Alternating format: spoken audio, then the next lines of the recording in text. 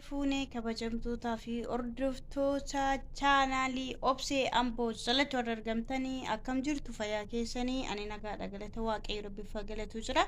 Har'a guyyaa har'aa ammoo jechuudha wanti nu waliin hojjennu maali yoo jettanii muka gannaa kana waliin dhaabna jechuudha. Shashiraa jedhama. Kana waliin dhaabna isa keessatti mudannoo waggaa darbe ani hojjedhe deebi'aan mana irratti raawwate tokko isinii himaa jechuudha. Asumaan suura kaniifis barumsa isinii ta'a jedhee yaada. Ani muka kana yeroon dhaabu jechuudha. Muka kana yeroon dhaabu waggaa kana dhaabee waggaa kana yeroon kaasu maalan ta'e seetan ani bara dhuftu asin jiru. Bara dhuftu asin jiru waan ta'eef abbaan barbaade gadi fidee haa buusu jedhee maalan godhe butaasa gadi fageessin kaayachi gubbaa. Garuu maal ta'e carraan naannessee asuma sabbaa kee tonkola yoo jettee sabbaa keetti galtee naannessee asumna keessee jechuudha. Inna kanatti aansee wanti isin jechuu barbaadu tokko wanta tokko asin jiru jedhanii achi fageessanii kaa'u yoo inni immoo anaa bahu bas ana bichi adabbu jechuu barbaada. Hundummaan keessaniifuu asumaan immoo waan isin jechuu barbaadu amma dhumaatti na wajjiniin tura muka kana akkam muka caccabduu kana akkam bareechee akkam akka go'u ijoolleen beeruu keessa jirtan immoo koottaatiin na gargaaraan isin jedha wayi qorrasa wayya cirmaatii kana mee maal jettu mee rabbi isaanitti haa ilaalu. Inna maalmaafuu ijoolleen biyya biraa keessa jiran waan akkasii waan dhaabannatti fakkaatu muka gannaa jechuudha. Inna immoo bagattiin isin ga'ee isin jechuun barbaada. Maal alamni jalqabdeetti kan koon jedhan ta'u ndii maal jechuudha. Inna maalmaafuu kan biraa immoo iddoo uman kaa'e sana akkatan barbaadee fuudhu inni kun haa beeku. Ba'uftu asin jiru jedhee ammas waan akkasii akkan irraa bu'anneef barumsa naaf ta'e jechuudha. Kun waan xiqqaadhaatti namni tokko barumsa fudhata jechuudha. Waan tokko asin jiru ani nan galaa yoo inni ani nan deemaa butaan jijjiirradha jedheen waan tokko maalla galcheedhaan hojjechuun ana irratti barumsa isiniif haa ta'u. Bar dhufta asin jiru jedhee waan kana awwaalee achi kaa'ee kunoo barana kooti barbaadee fuudhee masa kana miti kun gabaabaadha kun akkan qalliitti fide mi'a isatti namusaa eenyaa fidu maalmaafuu irigillee naqina laayik godha sheer subscribe gochuu indagatiina na jajjabeessaa walaa jajjabeessuu isin jedha yeroo muka kana sakaanis gadi buusee dhaabe jedduu ga'e walitti deebina turtii gaarii isin jaala'a. Dadhabbii meeqa keessa dhufee kunoo caccalaqqistuu kanatti babbane kutotichas immoo argadhee buufadhe mee maal jettu kana mee maal jettu kana yoo argitu amma manaatiin geessise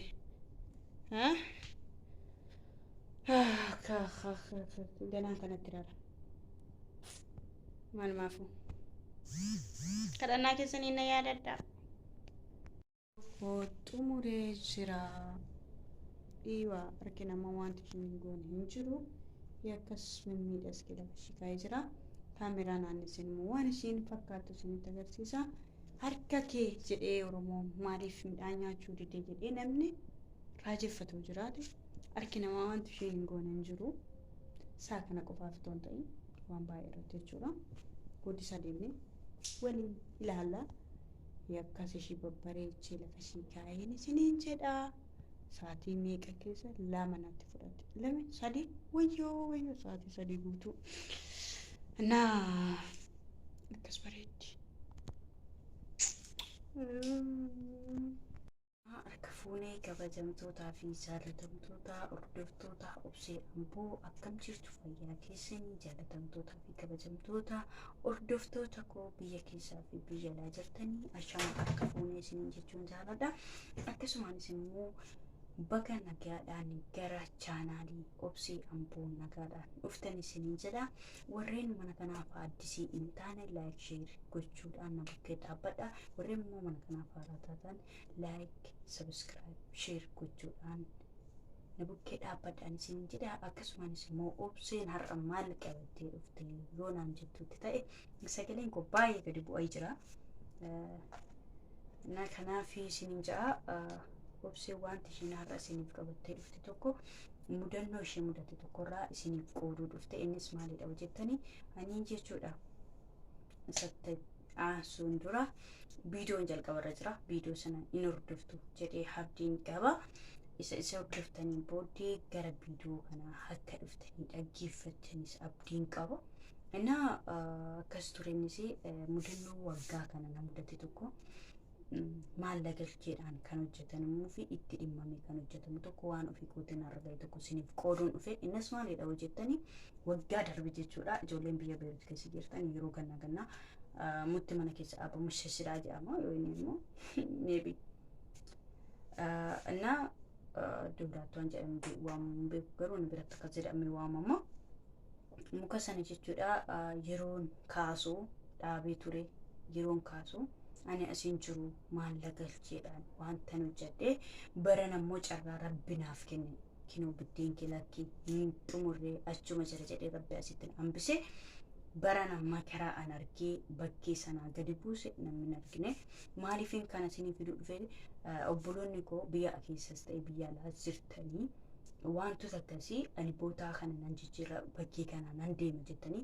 wantoota akkasii irraawwanna waliin soofnu hundi keenya yoo jechuudha parsentii dhibba keessa 95 maybe waan kana raawwachuu dandeenya maaliif jaalannee tun ta'in dadhabbiirraa kan kaane jechuudha jaalannee tun ta'in dadhabbiirraa kan kaane ani asin jiru maan nagashi abbaa ofuutti harakkatu jennee waan akkasii irraawwanna እና አንሲስመቱ ነው ሙዳት ይጀቹላ እነነ ሙዳት ኩኒሙ ማለት ሰይጣኒ ሲነራጋው ዋንን በርባምነት ቆሺ ያካ ዋና ሙዳት ከነራ ኦርዱፍቶ ተኮ ከነዮ ዲንጋዩ ጨራ ረቢና መራ ቡስ እንቢ ከሙሰ ጀዳማንሲ ዋን ገባብዱ ከነ ቀበዴሽን ይድፈ ኢንስ ማለዳ ዋንተ ተኮ ባኬ ጆኮ ሰነቲ manaadha keenyas ta'e man eenyu maan ta'in maalla galcheedhaan asiin jiru ani botaan jijjiirraa mala kanaan deema jinni wanta tokko ana homiti kan bar uftu fuudhu jinni wanta tokko botaan taan fageessinii kaa'u bartee akka nuuf hin taan anamma wanta kanarraa waan hedduun baradhe maaliif wanta fuuldura kootti wanta amaa ufu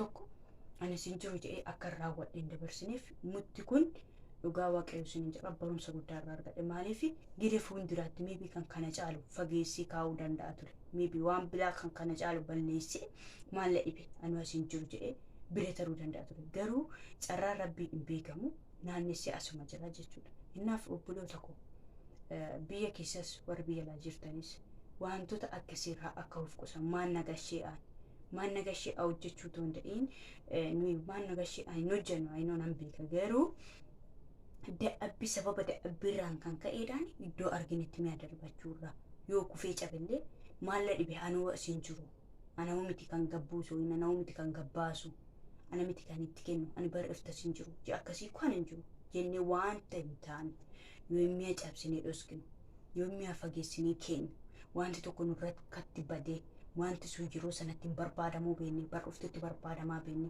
maanna dhibe anuu asin jiru jennee wantoota akkasii botaa hin taanetti dhiisuu keenya irraa ofaa qusannu seenja maaliif waan carraa kee hin beektu waaqayyoodha kan biyya keessi baasee waaqayyoodha kan deebisee si galchu kanaaf jecha kan isin jechuu barbaadu kanarraa waan xiqqoo kanarraa barumsa guddaa argadhe gara fuuldura kootti jechuudha biyya keessatti iyyuu galu maybe botaa tokko miti namni kan jiraatu iddoo waaqayyo si jiraachisa jiraatta kanaaf jecha botaa kanatti nan dabba jedhee wanta tokko wanta hamaa kana caalu tokko anuu asin jiru an isee deema jedhee akkan raawwanne barumsa irraa argadhe jechuudha barumsa irraa argadhe kanammoo isiniif qooduudhaan dhufe jechuudha innis maalidha dubbilame innis maalidha hojjettanii wanta kana raawwachuun dura an maybe wonas ta'ee maal godheen gadi buusa maal godheen ittima ammuma ittimu wayya ammoo iddoo sirrii kaa'u wayya jennee nama fuuldura keenya ufus irrakkisnu ofii keenyaafis deebinee yoo akka carraa ta'e akka koo kana akka carraa ta'e as ture irrakka'u jechuudha amma mukas kana viidiyoo isaa isin agarsiisa yeroo inni achirratti rakkadhu ton ta'e fooqa gubbaarratti hin dhoske waan ta'eef yeroo achirratti rakkadhu ton ta'e inni gadi buusee dhaabbee xumuree viidiyoo waraabee ture viidiyoo gabaabduudha ashis waliin hordofnaa isiniin jedha innaa kanaaf obboloota koo wanti isin jechuu barbaadu waan tokko maan nagasheedhaan hojjechuurraa maan na dhibe ana isin jiru jennee hojjechuurraa ofaa qusannuun isin jedha maaliif waan carraa keen beektu biddeen iddoo rabbisii gaa'edha amma gaafa waaqayyo rabbeetti tamantu bakka kan kee gaheera indeen ta'e gaafa kan keeti gaafa carraa kee biddeen kee xumuratti ofisaatiin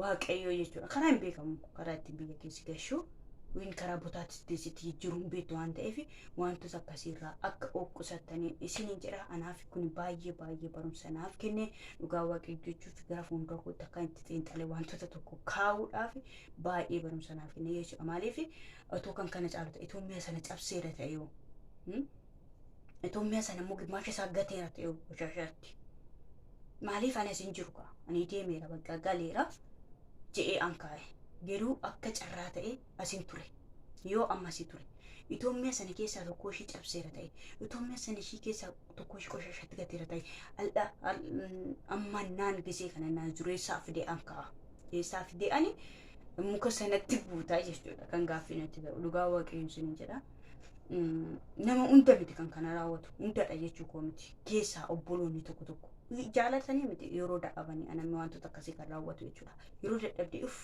jettee nuffite jettu ngulaalmaa keessumaa amma nama dadhabsiisu beektu jechuudha kan kana raawwan malee jaalannees immoo miti nan beeka kan namni jaalatee miti kan akkas godhu na kanaafi kanarraa akka barumsa argattaniin isiniin jedha isattaan immoo viidiyoo baay'ee tokko garaana nyaate innis haaluma gola Oromaa keessaa wal qabateetu jechuudha baay'ee tokko garaana nyaate asumaan viidiyoo sanas itti fuunee waliin hordofne anis viidiyoo sana irratti deebi'ee yaada tokko kennuu danda'an isiniin jedha waliin turra. ساعدوني ساعدوني ما فيني امشي على الفاضي اشتغلتوا تعبتوا ما فيني اروح هاي بترجعكم وش قصة طريق كتير انا ما عملت شيء ظلمني كتير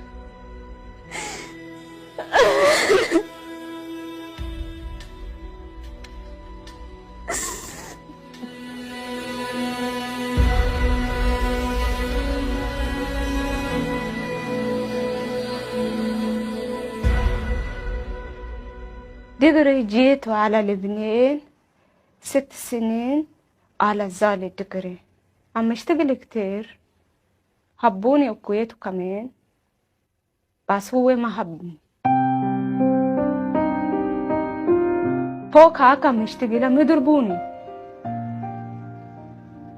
بكون انسان عم يشتغلوا ما بيضربوه هو الزلمه عم يأذي مشاعري عم يأذي كمان كرامي يكبتني بالأرض يدفشني بالأرض يكبتني مسك شعراتي يضربني بس وجع ايده يبلش بأجري انت ما عندك كرامة ما حدا يشوفك انت كيف عايشة بس انا اجيته جديد اشتغلته 2 سنين بدبات مصاري تودو بعطيني مصاري 1.5 سنة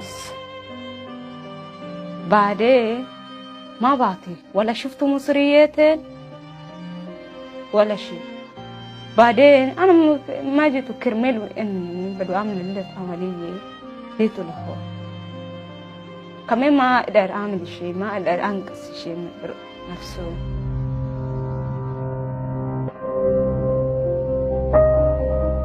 خلصت 4 سنين بعد نفس الشيء عم يكبتني عم يتعمل انا بدو فل قلت له خلصت بدو فل حضرت عليه ما فلي بدو تلفن تليفون امني بأدانتي تليفون ممنوع تليفون هي ممنوع تقع التليفون ما يكلمني ليش؟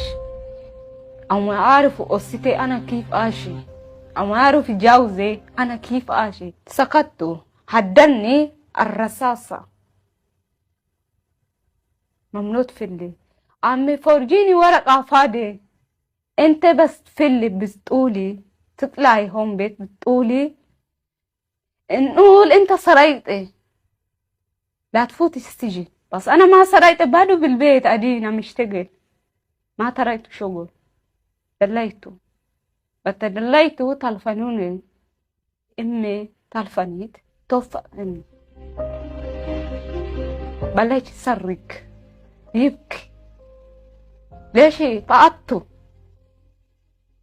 ما شفته ما اقدر انقذه بسبب هي بكون كيف بده تعمل انا قلت له ما قال لي لا رده يموت أنا ما دكلني سكتوا Viidiyoo kana daawwanni walitti deebineera. Mucayyoon kuni kan jirtu biyya Beerut keessadha.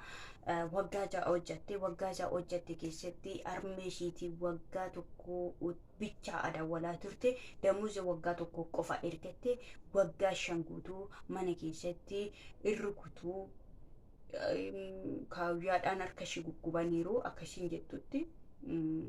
Inna maatiin ishii ji'oota darbe keessa barbaadaa turan mucayyoo kana. Amma garuu kan ishiin jirtu biiroo Beerut keessa jirti. Biiroo as qonsulaasii keessa jirti. Inna obboloota koo nuyi fi hundi isaa wal fakkaatuuf wal bukkee fide malee mata duree dheeraa barbaada wanti kun garuu ani waan wal fakkaatu biyya umbaa keessatti namni hin dadhabaa.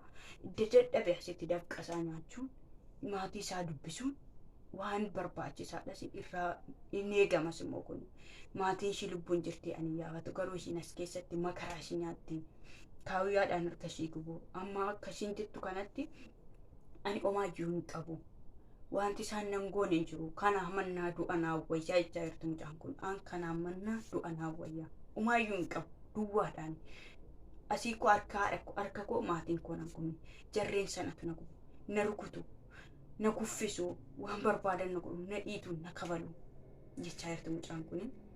Inna ammoo beektu obboloota kanatti kun ani mucaa waggaa 5 harmee ishiitiif abbaa ishii dubbiste dhiisi kan dafqa ishii nyaanni dhiisi ani ofii kootiif ji'a 8 maatii koo dubbisuu dhiisiif amma sammuun koo keessi koo na qabamee jiru. Maatii warra kanaan arga harmee koo sagalee ishii dhabe ji'a 8 keessatti amma sammuun koo na dhiphachaa jiru anatu beeka. Garuu mucayyoon kun cinqatii ishiin keessa jirtu biraan harki ishii qubatee biraan dhiitattee biraan kabale. Ijoo koo amma oomitti garuu wanti kun nurraan dhaabbatu. Ijoo koo amma oomitti biyya kana keessatti namni kan rakkatu. Baay'ee ulfaata. Baay'ee tokko garaana nyaatee baay'ee tokko bakka ishii yeroon bu'ee ofii kootuuf yaadu baay'ee tokko garaana nyaatee waaqayyo gara ishii haa ta'u lubbuu ishiitiin rabbi mana sana keessaa baasee amma biiroo jirti. Hundumti keessanuu bakka jirtanitti tsalootii godhaafi sammuun ishii bichaan akka waan hin taane isin jedha. Tokkos asumaan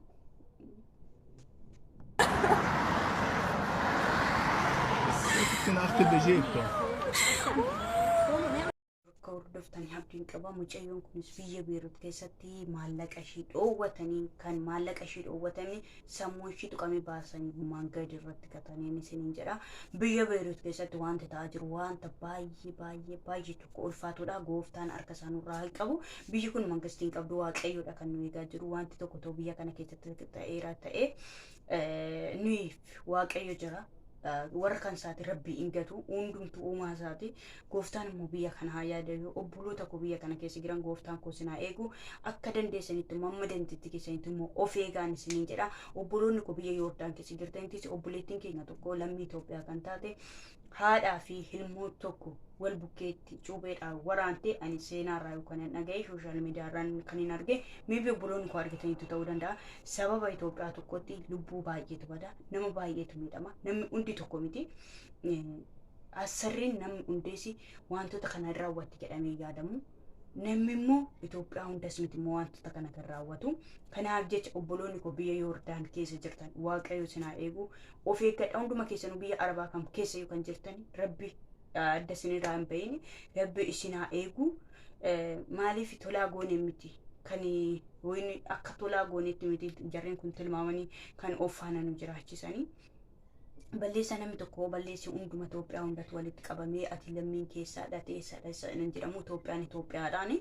Kanaaf rabbi sinaa eegu. Mucayyoon kun haadha fi immoo biratti rukuttee ilmoon yeroo umsan hospitaala gahee hin du'e jedhanii ati garuu yaalamaa jetti mucaan hospitaala jira jedhanii waan dubbachaa jiranii fi gooftaan koo sinaa eeguu jabeessaa of eegaa waaqa keessan kadhadhaa bakka jirtanitti ijoolleen biyya Arabaa keessa jirtanii barichi baay'ee ulfaataadha. Barichi baay'ee sodaachisaadha. Bara sodaachisaa kana keessa immoo galaana siif jira kan kun nu fudhatee akka hin sokkinee fi uumaa keessa yaadadhaa gara uumaa keessatti deebi'aa. Hundumti keessan akka amantaa keessanitti isiniin jira. Dhiifama guddaa viidiyoo isinirra dheeressee jira. Iddoon dogoggorratti dhiifama naaf godha.